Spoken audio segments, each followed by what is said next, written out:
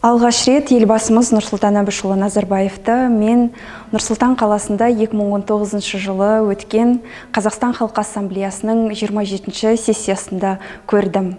Аталған іс-шараға мен арнайы спикер ретінде шақырылған болатынмын.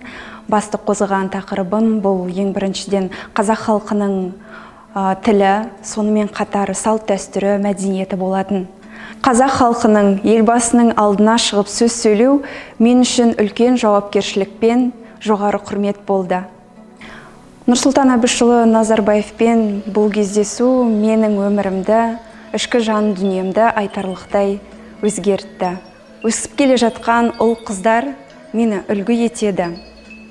Көбісі осы баяндамамның арқасында мені естіп, мен туралы біле бастады.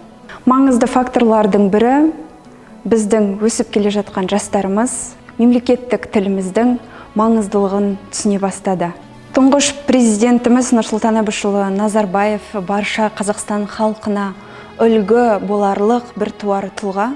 Негізінде үлкен мемлекетті басқарып, оның хал жағдайын ойлау үлкен жауапкершілікті талап етеді.